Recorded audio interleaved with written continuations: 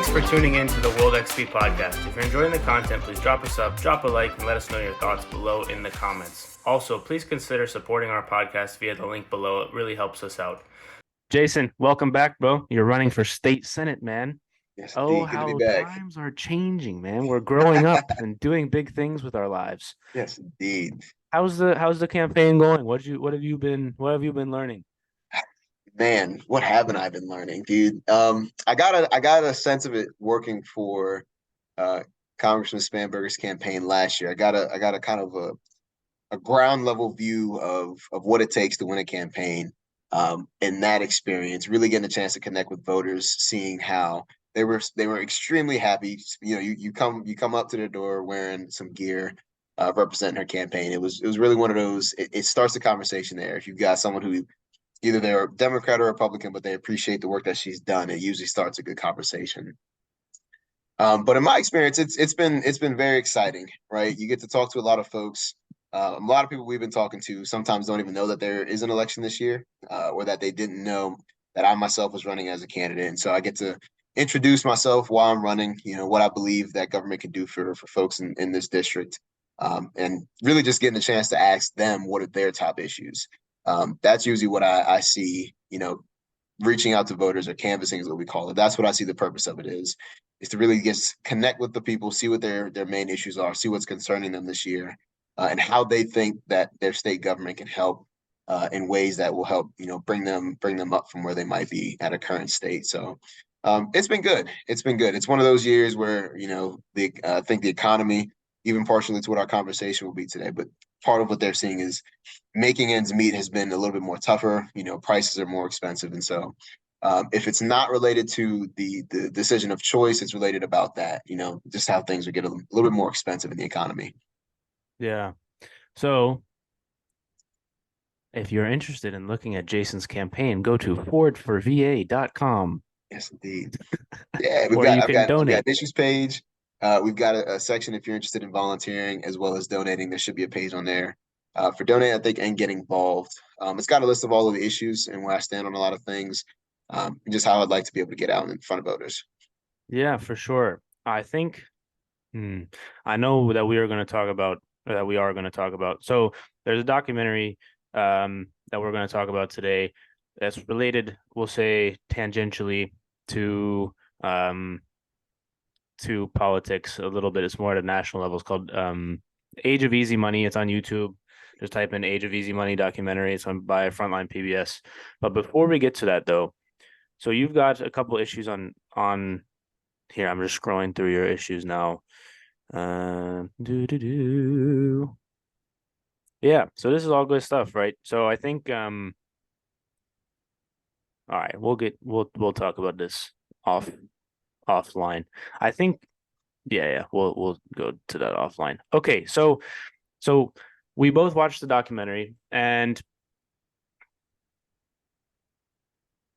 do you want to actually we'll do this. What are you just go. What are your thoughts? And then we can jump into the conversation. Because you were saying some things that you didn't understand one term or the other, but you were interested in. So I feel like we should just jump right into it. So basically I'll preface or not preface. The documentary essentially Age of Easy Money talks about the Federal Reserve and its role in 2008, the bailouts after 2008, and then the subsequent, I'll say, policies to try and keep things, we'll say, afloat. Yeah. Maybe is the best word. But what were your thoughts? What were your thoughts? Where did you find it? Because you sent it to me a little while ago. Dude, PBS Frontline has been like my go-to spot for documentaries. The topics that they cover on there is really their YouTube page, but I'm sure that they have it on TV as well. But the topics that they cover are just, you know, they're poignant, they're centered, and they're relevant, right? And this one came out from, you know, from data recording, I think about 5 months ago, you know, Yep. so beginning of 2023. And what they looked at really was from the '08 financial crisis, maybe really around the 2010 midterms, the policies that were put in and how those policies have almost behind the scenes still been around up until, you know, 2021, late 21, early 2022, right? And so that in and of itself, I didn't know, right? Once the economy was restabilized and the huge growth season we saw in the 2010s into the 2020s, um, you just knew that the economy was doing well, but you didn't. I didn't know that that was going on behind the scenes.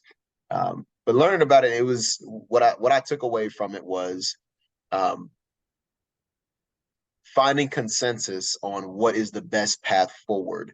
Sometimes is much more difficult than we might give credit to. You know, figuring out what policies actually best stabilize an economy, what approaches are best to that. Um, you do have to come to a conclusion and come to a common ground to find something to move forward on. And sticking in the camp that you agree on and not having any type of common ground or compromise, I don't think is I think we're living in the result of that now. I think it even touches on it towards the end of the documentary of there's ways that we can put in regulation or policy that helps stabilize the economy for long term. And I think seeing that come to fruition at the end is hopefully a goal, right? As we continue down this route that we're on as an economy, hopefully we can find something at the national level that can stabilize the economy we're looking at. But yeah, it was just it was a really good, really informing documentary. And that the people that they interviewed in it as well are, hands and knees deep into this work. So they're experts in their respective fields in their organizations. So it was good to hear from folks who are actively dealing with it on a daily basis. Yeah. So I'm gonna throw a complete spanner in the works of what you just said. So when I watched it, my first thought was that, and I think generally I view things from this lens. When Neil, oh, what was his name? He was part of the board of governors from Minnesota, from the Fed in Minnesota. That's the I know guy who you're that they talking about. interviewed. Yeah, the Federal Reserve Yeah, Bank. yeah. He was He like, "Oh, fascinates me the most because yeah." So he's like, "Oh, he's we got need his to find." responses down. He does. So he's like, "We need to find regulatory solutions." And my first thought is, why? At a philosophical level, generally I view things from government should not be the solution because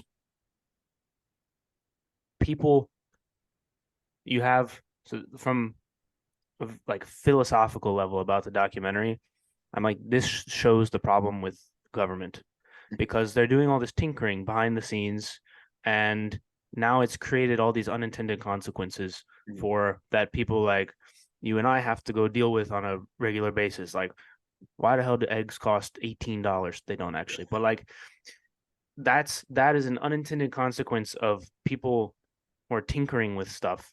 And my what I got out, a big part of what I got out of it was just leave the whole thing alone. We're gonna have to rip the band-aid off eventually. Like there the market itself, when you kind of boil it all down to what's going on, you think of an economy where there's a need or a demand for things, and then a certain amount of people or businesses that are supplying that thing, whether it's a good or a service or a product or a level of expertise, right? Yeah, Everything can be like, for example, if you're a coach, people have a demand for your expertise as a coach, yeah, right? And then you see that filter all the way up through.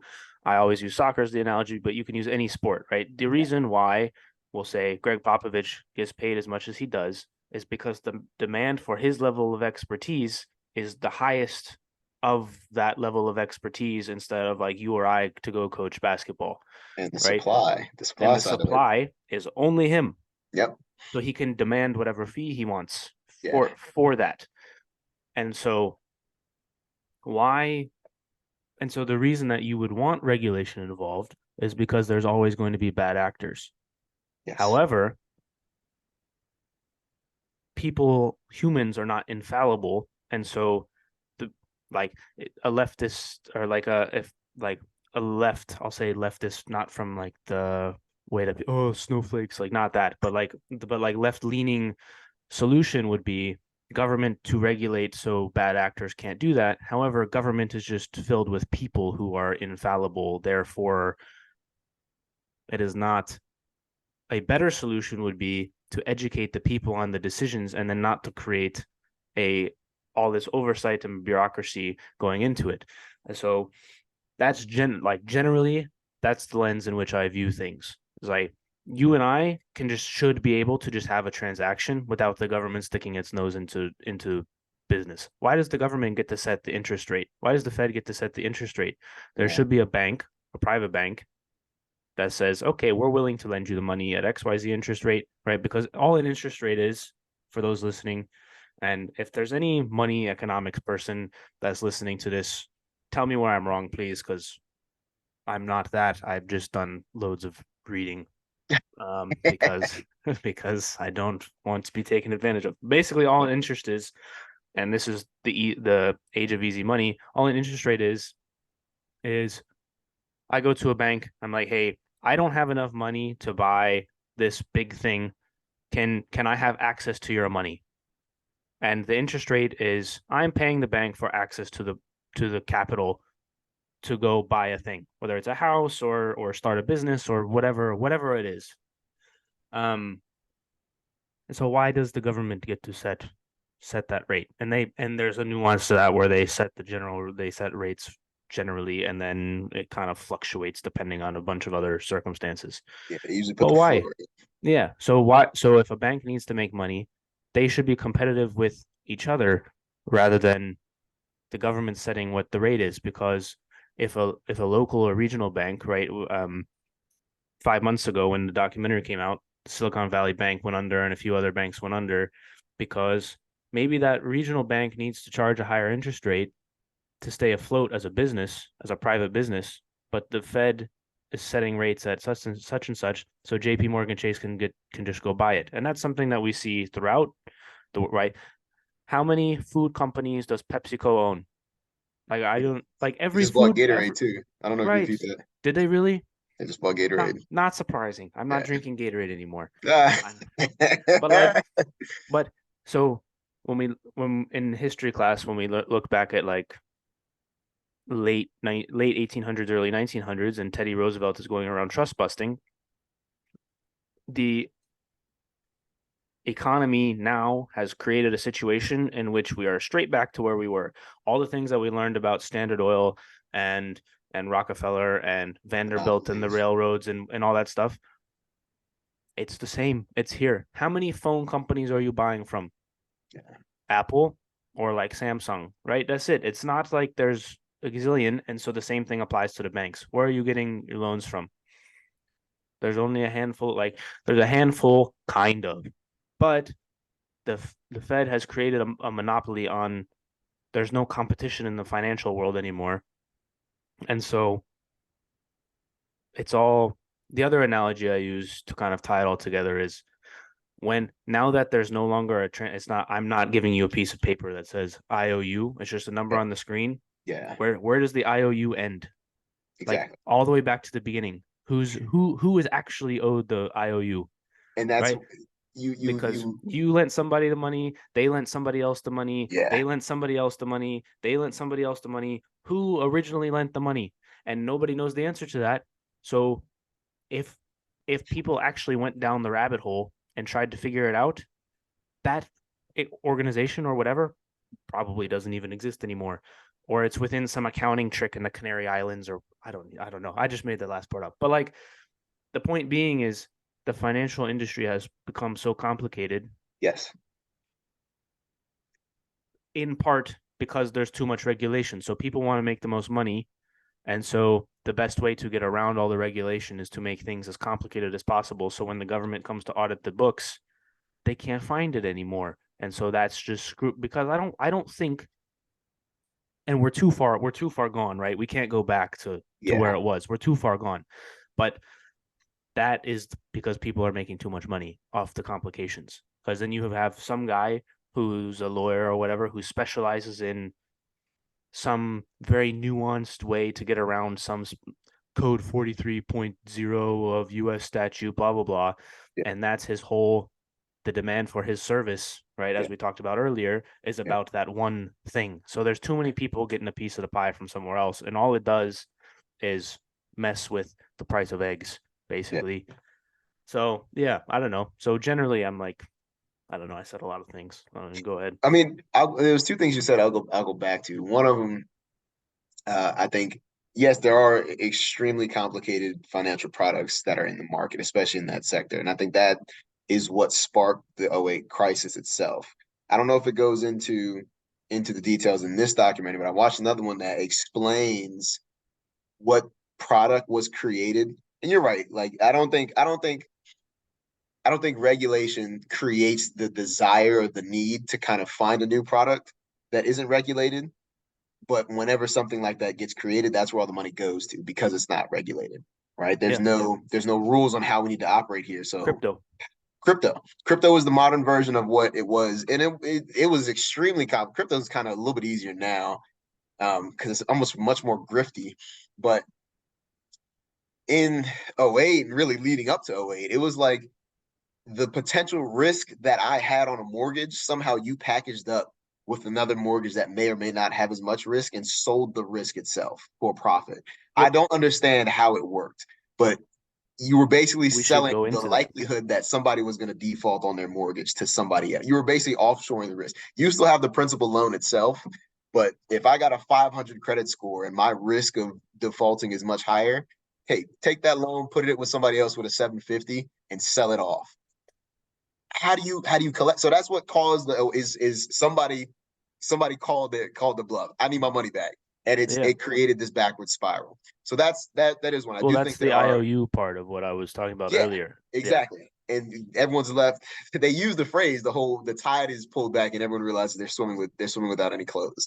I Yeah. thought that was ironic that Warren Buffett says it, everyone else kind of follows suit, but it's a good Yeah, analogy, because right? nobody When you wants to see understand him swimming something, without clothes. and you understand something, you can make a good analogy out of it. So, but the second thing was, I still think it goes back, as you said, to potential bad actors, right? The response, the initial response from Obama's administration in '08 to this crisis, when the Federal Reserve provided the money to the banks, they had a purpose, right? They had an expectation of what are you going to do with this 1 point some trillion, right? Put it back into strong mortgages, put it back into small business loans, put it back into the economy, the bottom half of the lifeblood economy that people on the ground are using. But they said something in the documentary I thought was fascinating. Is like if you are smart enough to understand the products you're investing in and how to look at them, how to research and know which ones to get, and your whole mindset is driven by profit, it's hard for someone to get that much money and not immediately think, how can I make money off of it? Their goal is not to, and their decision making proved it, that they were not thinking about protecting the rest of the economy, right? If you're on Wall Street, you're making enough money. It don't matter what the housing market or what the cost of eggs is like. You're probably making enough money that it doesn't bother you, right? Yeah. So you get that much money. What did they say they do? They turned around and invested it in the same product that the government just used to get that money to them. And Yep. they made an absolute killing off of it. That wasn't their directive. And again, you can't. This is the trouble with I think our economy is that we are based on a free market capitalist system where the government can't tell a private business what to do. It comes up with regulations, basically, it comes up with the rules of the game, but play the game how you like to play it. Well, And that's why. if you try to, it's a massive. You will get pushback, and it is a massive issue. And I agree with you. I don't think that it's necessarily their rule or their role to a limit, right? But if I have a business and my business is either, let's say it's financial services, and I'm willing to tank an entire nation's economy for my own company's goal or my own company's profit or my personal profit, who's there to step in and say, hey, you're playing with 400,000 people's mortgages right now, and all of them are about to go default and now be out on home, but you just walked through a $300 million bonus, right? Like, who stops that from happening? Or is it Well, meant to happen in this type of system? so I would go back to the responsibility of the individual. It's like, why are you if I'm back then and I'm saying and somebody's like, I'm only gonna give you an adjustable rate mortgage, and the fine print says, oh, we can change the rate, the interest rate at any time. I'm not taking that loan.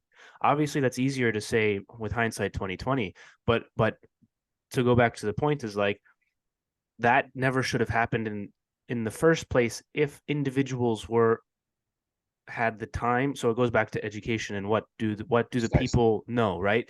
Because what should have happened then is all the people whose companies went belly up because the mortgages weren't getting paid anymore, right? You loan out the mortgages, you're in the red by gazillions, you're not going to get the money back. Yeah. What should have happened is those companies should have just gone under, and some people probably should have gone to jail. So instead, what happened was the government's like, well, here you go. Here's basically they right bailout is the exact right term. They messed up, those Yeah. companies did, and then they got a get out of jail free card from the government, which is all another reason why I'm like they should have never been involved in the first place, because somebody at the government was like, this is a good idea, right? And so back to the point of humans being Before humans you not finish, being I'll push back on infallible. that because there's two Go there's ahead. two sides of that coin. Where yes, I think you have there's an ounce, and there's another PBS Frontline documentary that talks about Obama's presidency, right? Mm-hmm. And you got to understand, at least this is the way I look at it and why I see it. You got to understand the situation and scenario he was walking into. He's the first African American president, and only so far that the country's ever had, and he was inheriting the worst financial crisis that we've had since the Great Depression. Yeah, I'm not trying to blame him, right? I know, I I know, I know, I know, and it's not even really blame that you can. He like, there's two routes he takes. You either let the entire global financial system and economy go into a global depression because the system is built. The system is in the way the system operates now. It allows for this to happen, right? So you either allow it to completely collapse and fracture across every country every country that was involved in the financial sector, and hope that you can somehow carry your country out of it, or you try and put the band-aid on a gushing wound, hoping that you can at least still wobble your way to a hospital or wobble your way throughout the rest of the life. And with both of those challenges and an entire Congress or a party within the Congress that said, I'm not letting any type of legislation you introduce, I'm not letting it pass. Right? yeah. You can't ignore the political side of this. Like there So was a full-throated effort to any priority he had where there was an agreement that none of it is getting passed. of course, right? That's the political side. So I don't disagree at all.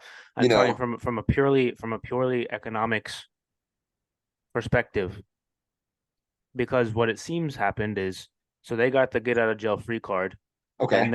and then instead of it going back to fix the problem that they caused, it's like, oh yeah, we're just gonna, all these people caused a problem. Here's $1.6 trillion. Keep oh our caveat is we'll give you a note that says don't do this anymore. And they're like, LOL, yeah, okay, dude.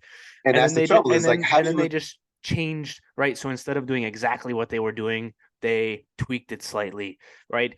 And so from a pure economic perspective, right? And maybe we did stumble out of it, and the problems are slightly different now. But in terms of pure free market capitalism, what happened was not pure free market capitalism. What pure free market would have done is said, the market would have said to these guys, you messed up, you took too many risks, and the market is now punishing you for punishing you and everybody else for this but risk that's the key taking. piece, And so right? now and And so and now this is instead of the risk, now the government basically told all these guys, it gave them the green light to do whatever they wanted from a risk perspective, because, yeah. oh, if you mess up again, we'll just bail you out. No worries. And so And it and this is where I say the trouble it lies at is right. Let's say you have a grandparent or a parent who was about to retire in 2007, right? You're entering, let's say 2008, because it didn't happen, I think, until like the fall, or actually, I think it was the fall of like '07. He came yeah, into his presidency yeah, yeah. amidst the crisis. He was getting briefed on this as the president elect. You just came off the campaign trail across the entire country. You're hearing folks who are saying my entire retirement is going to get wiped out or has been wiped out already. Do you still go into that role saying, I don't care about the people on the ground. No, of course I not. just heard the system needs a correction and it has to correct itself. I'm gonna let it happen. Or do you do what you can to salvage? It's like a kid like burning themselves on a stove in a sense. Maybe not the best analogy, but as a parent, No. your goal is to try and protect your child, Yeah, right? yeah. A government is supposed to protect its citizens at the end of the day. That's what I believe a government is supposed to do. Protect the rights of its citizens. Yeah. Not this Yeah. I would say And there's a difference. In a sense, yeah, in a sense, because The right of the citizen is that they can do what they want as long as it doesn't harm others, but right? if it, So so it exactly, but if my choices as a business or let's say a financial investment firm destroys your opportunity to a freedom of, the right of, was it, um, golly, the pursuit of happiness. What are the other ones in there? life, liberty, pursuit of happiness. Life, liberty, and pursuit of happiness. If my decision is your all of your retirement accounts that you've got booked up, let's say it's a Fortune 500 company that has all of their employees' retirement accounts with my investment firm, and I'm taking their money and investing it in risky products and basically liquidating all of that money, is that infringing on their rights to happiness? Yes, Life, liberty. so the government should have given the money to the people that were infringed upon rather than the people that infringed upon them in the first place. And that, so yeah, so then that's options, right? Then that becomes a policy discussion. Yeah. But at the end of the day, the people were also hurting, and that's where the whole idea of you bailed out Wall Street, not Main Street, comes from, right? But if all of Main Street invests with one, or let's say between 1 to 5 banks, and you as a government official are saying, how do I save an entire country? The commonality is some of these investment banks or investment firms all have everybody's money somehow wrapped up in them, Yeah, yeah, right? for So sure. if they cared about the people at the ground level, which, if you're making four, five, $600,000 a year, someone who's making 40,000 doesn't, like, you probably can't even fathom what that's like at that point, right? Yeah. Like, you're living in a completely different existence. So the people you're talking about, their goal was not to think about how do I help someone who's, in a small rural town or in a small city working a job to get them back on their feet. Your goal is You and profit I are driven. not disagreeing. Like you and I Yeah, are not disagreeing. Like I'm speaking from a pure like from a purely if you have a system that is yeah, run this way, that is yeah. not the right way to do it. On the And I flip agree. side, there are people that are in that system that you need to look out for. And if you think that right, if the political will is not there to do XYZ things, like no, you and I are agreeing, right? He did what he thought that he had to do. Yeah. And from a political perspective, it's I mean, it seemed like the right move, right? He got reelected, so Got from a reelected, and the political right, economy, it bounced. It it was the did. fastest recovery from that severe of a and it was the same thing in COVID, right? Yeah, yeah, But it was because this is basically what happened in '08 on steroids. And you not only helped save the businesses, but you gave everyone else stimulus checks in so many different iterations, right? So much money was put out that the demand for so many things was through the roof while the global pandemic was happening, while the war in Ukraine broke out. So the supply was crippled. That yeah. leads to this sky like in '08 and in 2010, nothing happened to the supply chains, right? There was the No, demand necessarily didn't go, or the supply necessarily didn't go down. Just people maybe not wanted your product, so you had to sell it for cheaper. Right? Keep selling your products for cheap, and people with a little bit of money are going to spend a little bit of money on a cheap product. And over time, that little, let's say, you could buy a car. Think about car prices, right? Even think about home prices, right? Home prices tanked after the bubble burst, and so many more people who potentially saw it or who just weren't in a position to buy a home before the bubble, once it popped, they capitalized on that opportunity to buy new homes because homes were cheap, right? yeah, And so it was essentially the same thing in 2020 with an asterisk because COVID screwed up the global supply chain. So everyone wanted a home. Everyone was working from home. They want to leave their big city office for either a suburb or a rural town house. So I'm living in Culpeper. I'm seeing $500,000 houses come up in Culpeper. There are, like, if you are not the director of an agency in this county, you're not affording a $500,000 home. Like the market is not for the people who are from the county. They're for folks who want to move from the county they're living in or from the city they're living in, right? And so give it time. And this is what I think. And this, I'm glad that the documentary talked about this. Is that with the higher interest rates, their goal is for people to just not invest in products that are attached to the financial market, right? Because the Fed only controls financial market related products yeah, because of the credit rate, because of uh the interest rate, right? The cost of eggs, the cost of gas, the cost of chicken tenders, that the government cannot control. That's private business, right? yeah, The trouble with that is if I'm a business owner, let's say I'm Tyson, not saying Tyson's bad, I'm not trying to, let's say I own a chicken manufacturing company and I sell chicken all around the world. And it was hard to get it over COVID, right? And I had to jack the price up to $6 for a 1 pound bag of chicken tenders, right? Let's say post 2020, 21, now in 2023, it doesn't cost me as much to get the chicken from the farm there, transport it here, and back into the grocery store. But I've already seen that you're willing to pay $6 for this bag of chicken. Why do I need to lower my price? As long as I'm still making enough money and still drawing in profit, I have no incentive to lower my price, and the government Well, can't tell me to do that. the incentive would have been competition, another company that does Agreed, it. indeed.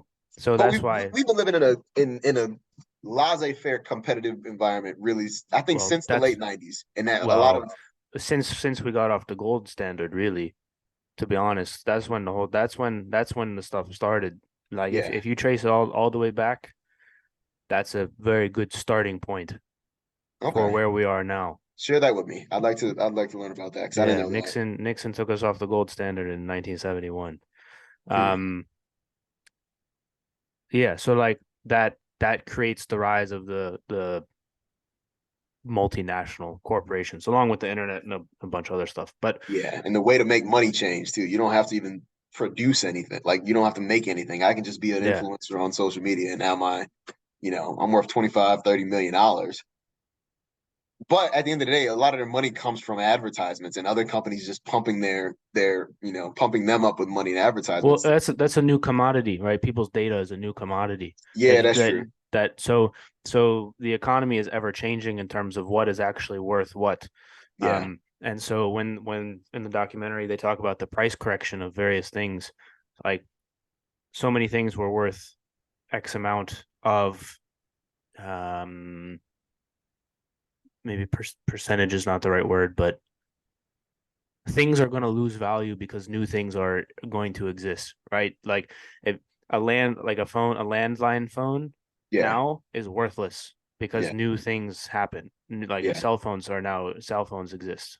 Yeah. So new things are popping up that are going to replace the value of older things. And so that's another reason why the correction is coming, because things that used to be worth things that used to be useful and worth something to people are going to stop being useful and worth things to people, What do you right? mean by correction? What do you mean by correction? Um Because I can't see a correction happening in. So so correction, like let's take commercial real estate for example. If the market is saying generally leasing a commercial office building is worth kind of like XYZ price per square foot, right? The correction would be it's going to drop and drop and drop, and then maybe when it stables out, it's not going to get back to where it was, but it's going to be lower. So let's yeah, for argument's sake, we'll say it's $50 per square foot. It's not. I don't know what the number is, I but mean, so if it drops and yes, I drops get and what you're drops saying. because COVID happens But and I'll say people are not working, that's still in a sense attached to the financial sector, all right, right? I'm getting there. So it How do drops you and get drops and away from it? drops to That's my 20. question. Well, you can't because of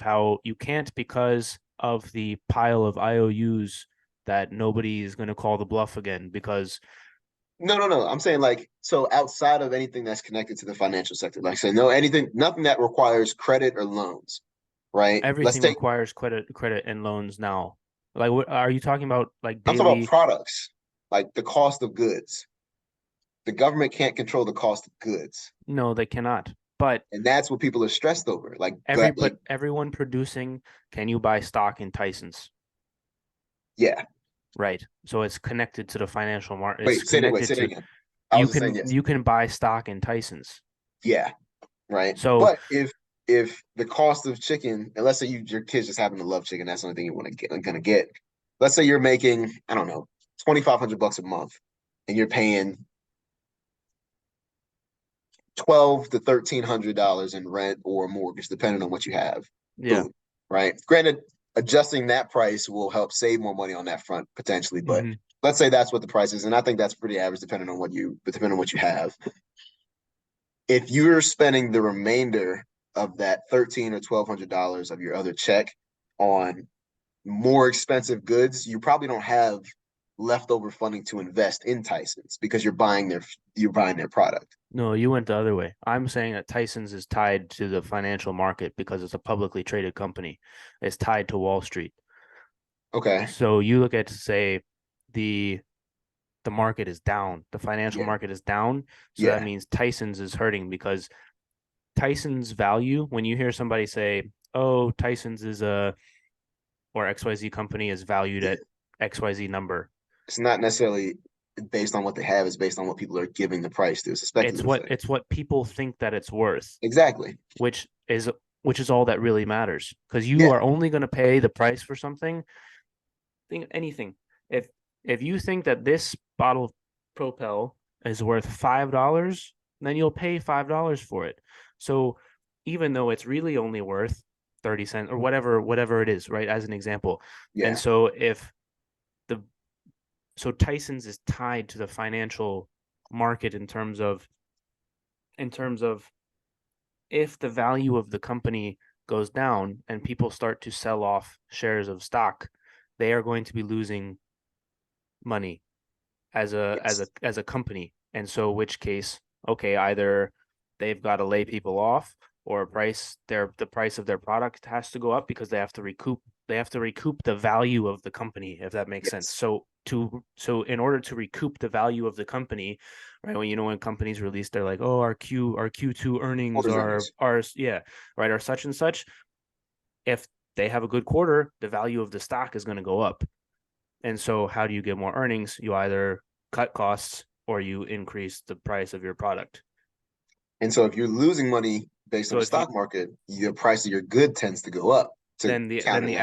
then the actions of the company are going to be they're going to act accordingly based on what's going on in the market. And But so, this is the caveat though, because during COVID, their stock price probably went up, yep, right? Because they were getting a lot of money. They just the way that the Fed was injecting money into the market, but they were also charging more for their product. yeah, So as a company, they had no reason. Like, not only is my stock ticker just up you know 10% why this you know why quarter, they're charging more? Because supply chain makes things more expensive. So exactly. it's not necessarily only the stock price. There's a lot of reasons why they might do it, but Yes, all of those reasons still come back to right. The point that I was trying to make is the price of a good that you and I yeah, just buy that isn't a financial product is still tied to the financial sector it is. in that way because you're not going to buy chicken from a mom and pop shop where it wouldn't be affected by that, right? You're not going down the street to like your local butcher Or the and buy farm, some chicken, right? They're farmer's not a market. publicly traded company. You're going to the grocery store. The grocery store is a publicly traded company and they get all their supplies from publicly traded companies. And so all of it is still tied to what's going on in the market from in one way or another.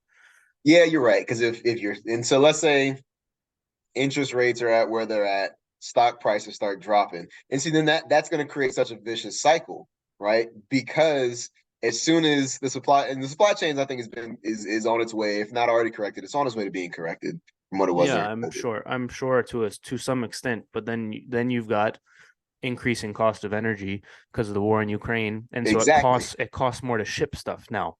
Yeah. And so and again, all of that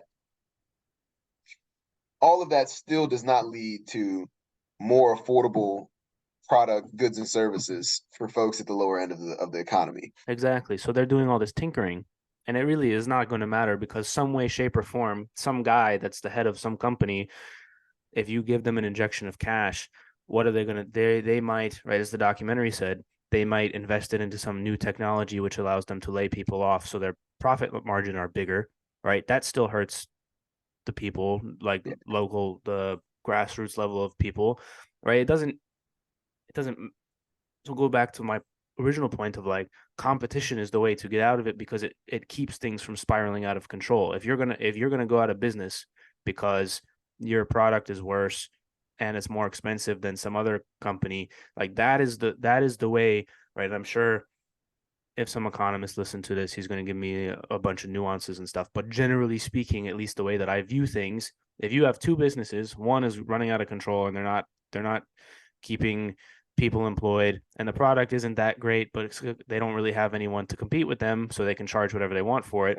As soon as somebody comes in with a product that is equal standard but cheaper, then the other company either has to buy them out, which is what is happening, right? Creating all the monopolies. They're just Yeah, buying that companies out. yeah. And so that goes back to the Teddy Roosevelt trust busting thing and how we've gotten away from that because now So, and You it's have PepsiCo that owns all these different things, and but they're not technically all the same company because it's like subsidiary A and like this, like Frito Lay is still its own company that's owned by Lay's, but it's really owned by PepsiCo or however the chain works. So they're not technically all one company, right? So all the regulation that the government has done didn't do and so anything because at it this still point, created this thing.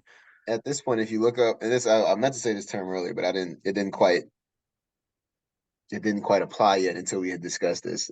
The term crony capitalism has been in my mind for a while, and I think Yeah. you kind of touched on that fact is why have we gotten away from like I remember when Microsoft just tried to buy Activision. I think it was it Microsoft that bought it? Yeah, it was Microsoft that bought Activision because I remember people who had PlayStations and Sony were like freaking out, like, oh, they're about to make COD a console exclusive. And I remember that one before the FEC. I think it's FEC or FCC. I think FCC. Which one? FCC is Federal Communications Commission or something, I think. And it might be the SEC, the Security and Exchange Commission. I think it's I don't SEC. know. Some government entity. Basically, it oversees specifically the financial market in terms of competition and in terms of making sure monopolies don't exist. They had deliberated over this for a while, but at the end they ended up allowing Activision to buy or Microsoft to buy them. And I remember, was it the right decision? Was it the wrong decision? I don't know. Time will only tell. But it's the same thing as like that was a purchase that sometimes a company is they're on their way to going under and they want to be saved. They'll sell themselves out to a bigger company that's willing to buy it. Sure. Don't think Gatorade was in that position. Um, They shouldn't have been. they shouldn't have been. It's Gatorade. Also didn't know Gatorade was still independent. I figured they were owned by somebody at this point, but which maybe says something about our Well, economy as a that's the whole. point. That's That's the exactly the point at point. this point, Yeah. right? You're owned by somebody. But which again is maybe that says something about our culture. Like we are so used to monopolies and so used to parent companies and subsidiaries, like Well, Mars no, it's Chocolate because, owning like every dude, chocolate that if you look at these companies like biotech is a great example. yeah, If you got these startup biotechs, if they got good data, they get bought out by Pfizer or whatever. The guy that did the startup is in for a huge payday. And so then what they do, they sell the data and the stuff that they were working on, and then they just go start start new a go new start company. And then if they find another good new thing, they get bought out by whoever, they get a huge payday, and they just do it again. So it doesn't like there's reasons for why people are fine with it because they get the well, paydays and well, and that's they might also argue industry dependent though. that that's an easier way to build a business because then it's almost like a staff. I was just working recently with a staffing agency, and it was like they essentially incur all the costs on HR, retirement, workers' comp that a business doesn't have to incur. So that way they'll pay $5 to $10 extra, per person, whatever the salary they might have expected to pay that person. They'll pay that extra $5 to $10 so that way they don't have to deal with everything else. That almost sounds the same as this. I'll come up with a business idea, get it to a point where I can sell it off so I don't have to continue running this business. Yeah. Right. I'll sell the idea, like you said, all of the intellectual property, potentially all of the physical property that's owned with this for $2.5 billion, and I'm good. I don't need to do nothing else now. Yeah. Right. You've built 100%. and I guess that's just the nature of us living in this modern era. When you look back at a company, you know, like AT&T. AT&T used to be a monopoly back in the day, but they've been old, right? It's almost a benefit of being first to the party. And when you're talking about a country that's 400, what are we at? I don't know, 370 million or something like 300? that. No, no, not money. I'm talking about like Oh. years, right? Like technically, Oh, the Declaration of Independence and articles of 250. We're 250 years old. not 250. If In 3 years it'll be 250. if in 5 years after the actual uh, documented founding of the company, or country, I come up with a company and it survives until today. I'm expecting it's Well, going to be a huge company. you'd be dead, but Well, you'll sure. be dead, but your company lives on, and that's the gist. So, like when you're dealing in today's economy, you're going up against 100-year-old behemoth corporations with their own like their own like law school within the company so they can just pipeline their own lawyers to help them to continue to survive. Right. Yeah. And so maybe we're just at a point in our economy in which that is what our economy is, right? You're not fighting a Lay's or a Frito-Lay. You're not going up against those companies. If you got an amazing chip idea, guess what? See if you can sell it to them for a couple $1,000,000, because Yeah. that's all that's going to work. Because they'll find a way to come up with a chip that's similar enough at a cheaper price because they're the corporation and they Well, can pay that's their. when I said earlier where there's no going back now. Like what Yes, you said is the problem. And now and is you one can't of the fix it big though. problems. And now there's no fixing it unless You're we not have fixing Teddy it. Roosevelt 2.0. But what was wild, have you seen that It's chart that went up political. That's about political suicide, if I can say that. That's going to well, be no, political suicide. exactly. So you remember that when that chart went around that said Standard Oil got broken up into like all these different companies? They bought stock in all of those companies. Yeah, so now it's back to like two of them. They split it up into like I don't. Did you send me? 15 or Did you 20 send me? companies. It was on. I was watching this on History Channel. They reenacted this on History Channel. My grandma was Yeah. actually watching that, dude. Yeah. And the So I way they think described it was who was running Standard Oil? It wasn't Rockefeller, was it? I think so. It Let was me him. It was let Rockefeller me because look. it was Yeah. him in court, and he had this smug look after they broke him up, and they didn't basically like deny him from being able to purchase his own stock in those companies. Yeah, it was He had this Rockefeller. crazy smug look of like, oh man, you got me, but fingers crossed behind his back. Yeah. And I think it's back. I think it's now back to like I think it's basically back to where it was when they got broken up. I think it maybe it's two or three companies now. But point being is like yeah, it's just part of where we are. It's really I don't know. I don't know, man. It's Damn, we interesting. got It's to. interesting. I how do we guess how do we get here? I mean, well, but I'm yeah, not talking about like so as a well, I'm talking about us competition in a conversation. We got to. yeah, but competition is the answer, right? Competition is the answer to all these things. But how do you? And when People you don't want have for. people who are in these big companies that can do regulatory capture, right? They are doing campaign donations or funding. Like isn't the CDC funded by Pfizer? Let me make sure that's I mean, true. Think about this. In a Is way, it could be because if Pfizer donates $1 million to a congressional candidate and that candidate gets into Congress and they deny or they add funding to the CDC, then in some way they might be. Um, I think campaign finance is a big one because again, it goes back to crony capitalism. If they're getting donations, and a lot of these companies donate a lot of money to campaigns and politics, or they'll sponsor these huge forums or these huge conferences and invite all the yeah. legislators there. I So mean, and they lobbyists, donate right? they Like donate lobbyists are, for regulation to make it harder for people to compete with them.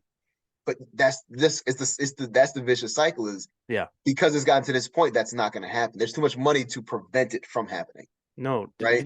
did you listen to what I said? Say it again. I said they are putting money into fund regulation that makes it harder for people to compete with them.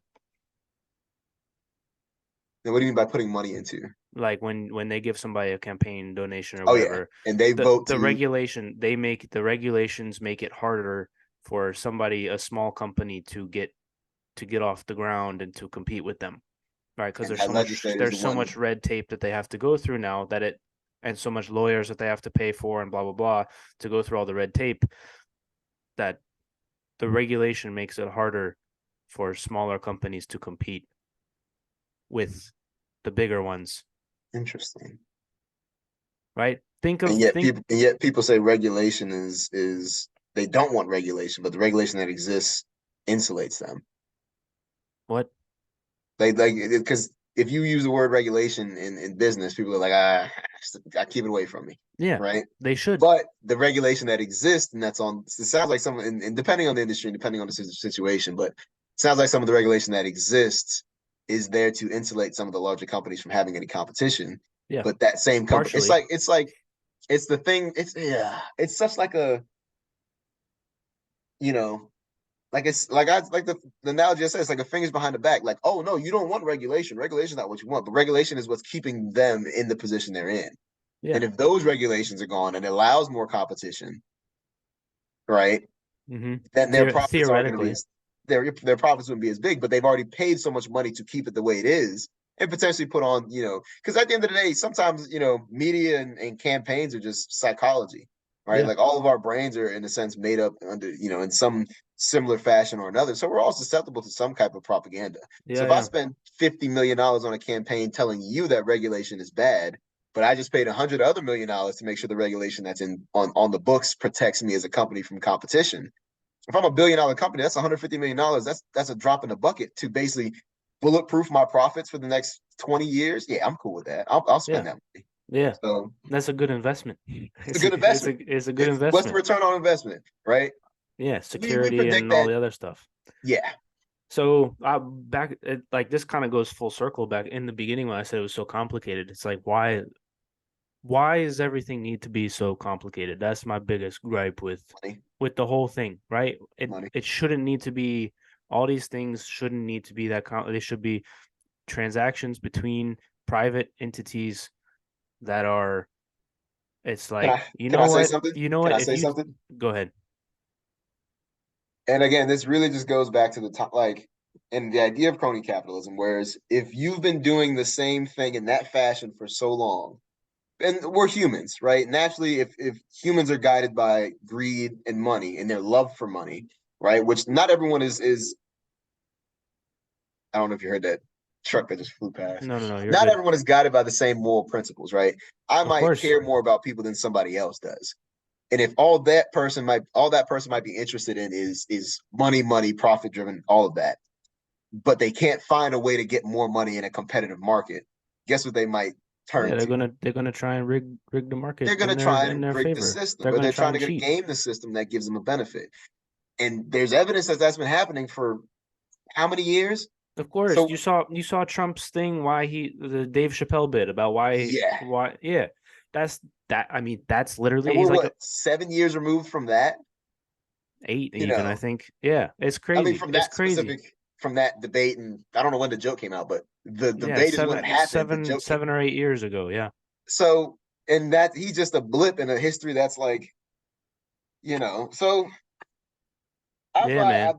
as I believe that for people who have like this conversation might go over their head, and we if you were to have this with someone you either met like on a basketball court or at a restaurant, the fact that we can have this conversation means that if in either in government, in a private business, in consulting, in any way, shape, or form that you can help impact the system to try and make it better, right? Because at this point, it's going to I don't know what it's going to take to correct the entire system or market itself, but there might be little hidden little gaps of opening that whatever money is floating around, at least give them some, or at least give this program some, or this initiative something. Well, At the, I think what it's done though for individuals that are listening is the the power of a for people our age, the power of like your compounding interest in a 401k or something like that, you're good. Like just start putting money away now, whatever you can, yeah, because eventually gonna go up. these kind of system you'll be good. Yeah, Like even returns, CDs, even CDs right now. yeah, Even though it's crazy that the interest rates are going up, which I think it's high yield savings are actually very good as well because the interest rates are going up on those. yeah. And we can get into a whole another thing about that. I know you got to Shoot, run that's in a gotta be the bit, next but one. Like I got a buddy. I've been. You know him. I think Austin. You which know Austin. which Austin? He's with the Austin Mats. Yeah, yeah, Shout out Austin Mats, dude. He's helped me with a lot of my financial decisions. And I got buddies who I have these conversations about where's your money at, right? Where are you investing your money? And they're like, yeah. huh. I'm like, no. I a couple of my buddies. No, I'm like, we need to have this conversation at this age yeah, because I don't want to. We talked about all getting land and all buying houses and living near each other, and I'm like, well, I don't want to be the only one because I made the right decisions 20 years ago. We yeah, should all have this conversation now. So in 20, 25 years, we can all be in a similar position. We're all gonna yeah, make different amounts of money in our life, but at least they can make something that's gonna help them live comfortably come retirement. yeah. Because it's like putting money in a 401k is not a complicated thing. It's not. You just You set a set on auto percentage. pay and you forget that Yeah, you're contributing to it. yeah, and the power of compounding interest is like over. We're mid 20s, whatever. The if you go look at the stock market over a return of 30 years, you are going to be so in such good shape that it's almost unbelievable, man. And so Well, I don't. I wonder if that even says something. And again, that's just the nature of a market economy. There's always going to be some type of innovation, right? Because we might be in a short downtick of an economy, but That's when the it's interest time rates to aren't going to buy, stop. right? If you can withstand the risk, that's the time to buy when Oh yeah, when the bubble pops, right? So that's the other thing when real estate. If anyone got people money for real estate, people do not panic. Panic selling is your worst, like if you can ride it out for sure. I mean, you already Um owned it, so just if you already own it, you forget you have it. Just wait well for it to turn a that's the profit. other thing with houses, right? Is if you're going to live there anyways, what it's actually worth, if you're not planning on moving, the number that it's worth really doesn't matter Yeah, because you're paying what it is. You've set in a mortgage payment that isn't going to change, right? The interest rate that as you long as lock you in. didn't get the adjustable ones, you lock in the interest rate. The only thing that's going to change is your property taxes. Yeah, And so it's not going to go up by loads and loads and loads. And so maybe you're paying for a few years, right? Over the 30 years that you have let's hypothetically, let's say you stay in the same house for 30 years and you pay off the thing as normal. Maybe for 5 years, your monthly payment is paying more than what it would be worth today. But then 15 years from then, you're going to be like, wow, I got a bargain back in whatever date, right? Because eventually, right, time is on our side for people our age who are listening. Time is on our side. So yeah. these things are happening. And right to your point earlier about the political decision to bail out the banks, like, yeah, of course. But at some point, like, are we going to be the generation when the band-aid gets ripped off? It's like, I don't want to be the generation where the I band-aid mean, gets ripped off. we almost were. I mean, think about it. If who the advisors in Obama's administration said no, let the because people wanted that to happen. He was supposed to be the president to structurally change what life was in our country. But and again, this is as an African American, I can see it from a different perspective than other people might see it. Is do you do that as the first time you get a black person into the presidency? Do you allow the entire system to collapse? Because it didn't matter if regulation from the first Bush to the second Bush allowed it to happen. It happened under Obama's watch, and he's going to get blamed for it. End the discussion. No one cares about the nuance. No one's really going to care about the history of it. Just understand that why is none of my retirement there? Why is my house, absolutely worth nothing now? And the guy I keep seeing on TV is Obama saying, "Wait it out, guys. We'll get no." No, So it's not a good political move. And no, that's also why, well, that's a different discussion for a different day. But yeah, if anyone who's listening has an economic background, please comment or reach out or whatever, because out to that us would be sick, right? I'm sitting here, right? Also, this is not financial advice for anyone. at all. I have At all. no degree in, well, actually, I have a degree, just not related to Not in this. economics. No, we're Yeah, not. not in economics, but yeah, if somebody You're not watching, licensed. You're not a licensed financial no, advisor. no. There's no This MLS is in this not tag. financial advice. Does this protect me? I think it does. I think it should. Thing Nobody's going to be you listening at this you can point put a anyways. disclaimer. Put a Yeah. disclaimer at the end of the Yeah, video I will. No, I'll just put it in like in the in the description. I'll be description. like, this is not Yeah. financial advice. All right. That should be good. All right. I know you got to get out of here. Great conversation as always. Campaign website is forward4va.com. Forward4VA.com. Go donate, even if you can only donate $1 or whatever, it helps them out. Literally anything helps. Take my word Um, for it. anything $5 helps. every week or every month on a And recurring, as you said, on a recurring basis. It genuinely changes the game. Running for office, I didn't realize. I knew it cost money. Didn't realize how much it cost. Because if you want to get in front of voters, it costs products, materials, and items to do so. and And time. you're not a rich, millionaire or billionaire just pumping your own money in. It takes other folks and it takes contributions of your community. And so I've gotten a lot of that so far. It has been game changing from the amount of support we've gotten. It shows that people are ready, willing, and wanting a change here in the district. And so yeah, anyone, even if you're not in the district, if you like the conversation we had or if you heard about me, we've got something online. And if you ever want to do phone banking, we've got it. You can do that from anywhere in the world. Maybe not different times. It might be rough, but you can do it from anywhere in the world if you like. That's I'm all on gonna there as I'm well. gonna clip this. This was a good pitch. This will be the Yeah, short. Yeah, probably you the best one I giving did so far. Take my yeah, word for it. it's good stuff. Um, all right, we'll get you out of here. You got Sounds busy good. things to do. Go talk to the voters. Much love, dude. Always good to Appreciate see it. you. Have a good one. You too. For those listening, we'll see you next time. Peace. Peace.